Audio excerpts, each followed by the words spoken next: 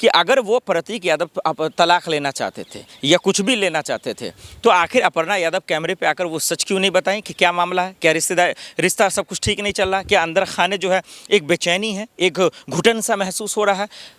लेकिन इसको आकर अपर्णा यादव के भाई जो हैं वो कहते हैं कि ऐसी कोई बात नहीं, ये खबरें गलत है वगैरह वगैरह। ठीक 15 से 20 दिन के बाद प्रतीक यादव एक वीडियो बनाते हैं, हालांकि उसमें अपशब्द गालियों का भी इस्तेमाल करते हैं, अपशब्द विवादित बयान भी देते हैं और ये कहते हैं कि भाई मेरे और मेरी पत्नी अपर्णा यादव के बीच में सब कुछ ठीक है, चिंता का कोई विषय है, घबराने की विषय नहीं है, परेशान होने की विषय नहीं है। लोग खुश हो गए, उनके चाहने वाले खुश हो गए। मैं खुद उन पर ज़्यादा खबरें किया तो मैं भी कहा कि चलो भाई ठीक हो गया। कौन नहीं चाहता कि पत्नी पत्नी खुश हो, कौन नहीं चाहता उनका परिवार खुश हो, कौन नहीं चाहता कि जो है परिवार खुशहाल रहे। लेकिन उसके बाद अचानक से 4-5 महीने बाद ये क्या हो रहा है, ये सुबह सुबह 5:55 पर निधन की खबरें आती हैं, मौत की खबरें आती हैं, अस्पताल ले जाते खेल खत्म। तब लोगों के मन में डर आता है, भय आता है, चिंता आता है, शक आता है। और वो शक यही है कि अचानक से ऐसा क्यों हो गया।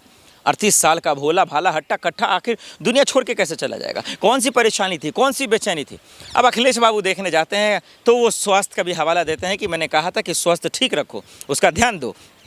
उन्होंने ये भी कहा था कि भाई अगर पैसे की कोई किल्लत आ गई, बिजनेस में अप डाउन होता है तो क्या इसका मतलब कोई क्या ये एंगल है, ये तो कोई बड़ी बात नहीं, तो आम जिंदगी में होता है ये लोगों से।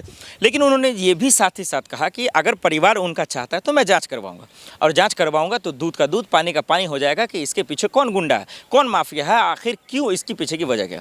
दर्शकों, उसके बाद अपर्णा यादव घर पर मौजूद नहीं होती हैं, वो 6 से 5 घंटे के बाद वो आती हैं और उसके बाद जो पारिवारिक मामला होता है वो तो होता ही है, जो रस्म होता है वो आगे बढ़ता है, अंतिम संस्कार होता है एक दूसरे से। लेकिन सवाल ये यहाँ पे आता है कि जब मेडिकल रिपोर्ट होता है, पोस्टमार्टम होता है, उस पर लोगों की निगाहें बनी रहती है कि आखिर इसका क्या होगा, उस पर जो है बन रहा रहता है।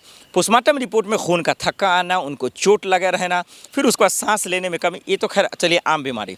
लेकिन खून का थक्का और चोटें पहले से लगी होना, ये लोगों के मन में जो शक था उसको और बढ़ावा दे देता है, उसको और मजबूती मिल जाती है और लोग और सवाल पूछने लगते हैं कि ऐसा क्यों।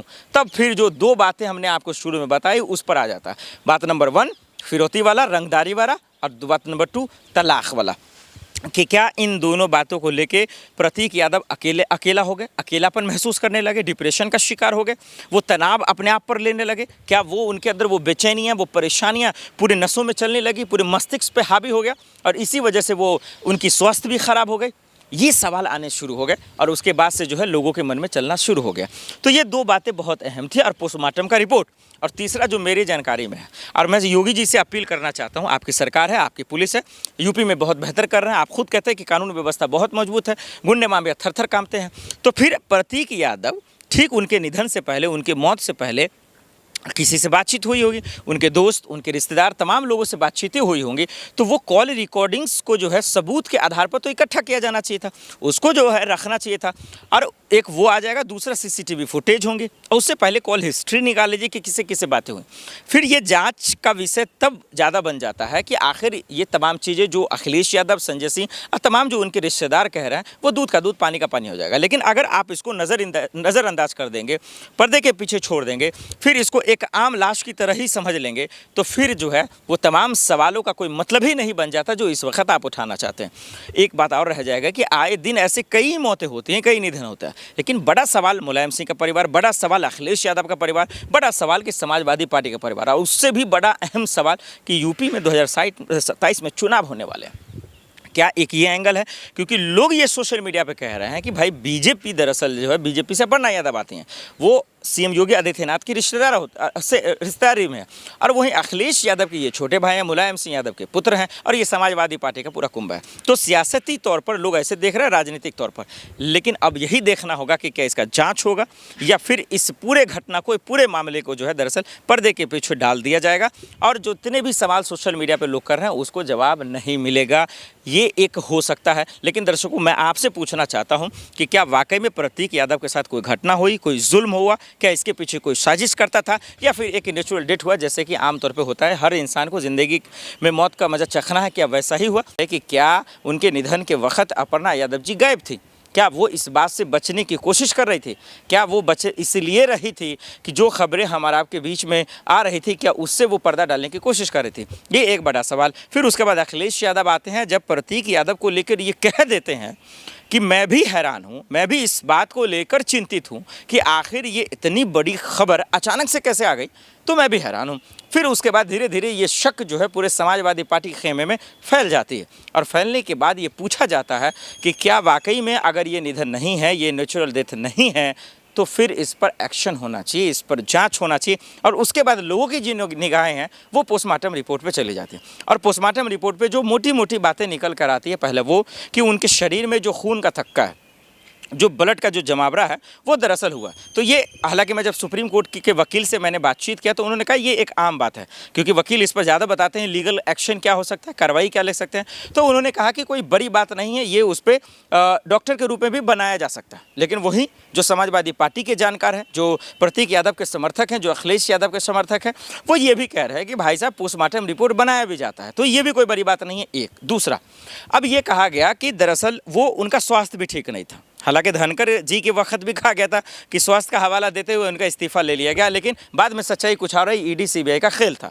एक दूसरा, अब ये कहा गया कि दरअसल उनके शरीर में जो ब्लड का सर्कुलेशन है वो पूरी तरीके से मुकम्मल तरीके से काम नहीं कर रहा था। एक ये भी बताया गया जिसकी वजह से वो चकरा कर गिर गए और चोटें आई। तो एक दो बात ये आ रहा था। तीसरी बात कि कहीं जो ब्लड है वो पूरी तरीके से जो है वो पतला जितना होना चाहिए हीमोग्लोबिन में मिलकर वो उतना नहीं था, जिसके वजह से भी जो है ऑक्सीजन की कमी हो रही थी, जिसकी वजह से जो है उन्हें ये तस्वीरें हम सबको देखने को मिली। तो ये भी एक चिंता का विषय है कि आखिर जब उनका स्वास्थ्य ठीक नहीं है, तमाम चीज़ें नहीं है, तब आखिर उनके साथ उनकी पत्नी क्यों नहीं थी, ये भी सवाल आ रहा है। लेकिन मेरा मानना दर्शकों ये है कि अभी जो हालात चल रहे हैं, जो वक्त चल रहे हैं, जो हालांकि दुखद है, किसी का भी इस दुनिया से जाना किसी भी परिवार के लिए इतना आसान नहीं होता। सवाल को एक जगह रख दीजिए, सवाल दूसरी जगह है, लेकिन ये देखना पड़ेगा कि आखिर जो बात अखिलेश यादव जी कह रहे हैं या उनका परिवार कह रहा है, क्या सिर्फ कह रहे हैं या उस पर एक्शन भी लेंगे, और नहीं लेंगे तो इतना तमाशा करने की ज़रूरत नहीं है, इतना शोर शराबा करने की ज़रूरत नहीं है कि अपर्णा यादव जी बीजेपी से आती हैं, वो सीएम योगी आदित्यनाथ के रिश्तेदार हैं, तो इस वजह से समाजवादी पार्टी से कुछ बदला लिया जाएगा। मेरा मानना है कि ये बिल्कुल गलत है, बेफजूल। हाँ, पिछले इंटरव्यू को अगर आप देखेंगे तो दोनों का रिश्ता बेहतर चल रहा था। प्रतीक यादव और अपर्णा यादव का रिश्ता बहुत बेहतरीन चल रहा था, इसमें कोई शक नहीं। उनके बच्चे हैं, वो भी खुश थे। लेकिन जब से उन्होंने सोशल मीडिया पे पोस्ट किया उसके बाद से ये कुछ भी ठीक नहीं चल रहा था। ये मोटा मोटी मिलाकर 8 से 9 महीने के बीच हुआ होगा, ये तमाम चीज़ें ख़त्म हो गई और प्रतीक यादव इस दुनिया से चलेगा।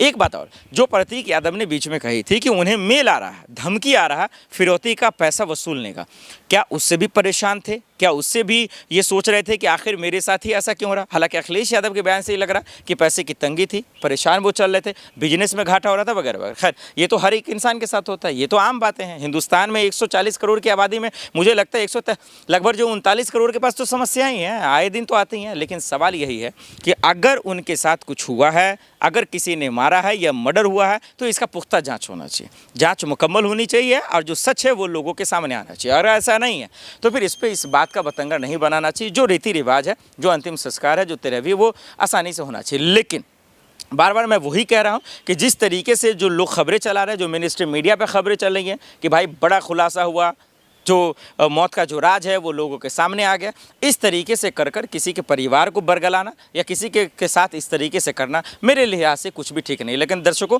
आप जनता है, जनता की अदालत है, आपसे बेहतर कोई जानता नहीं है कि आखिर उनकी मौत को आप कैसे देखते हैं। कमेंट कर जरूर बताइएगा।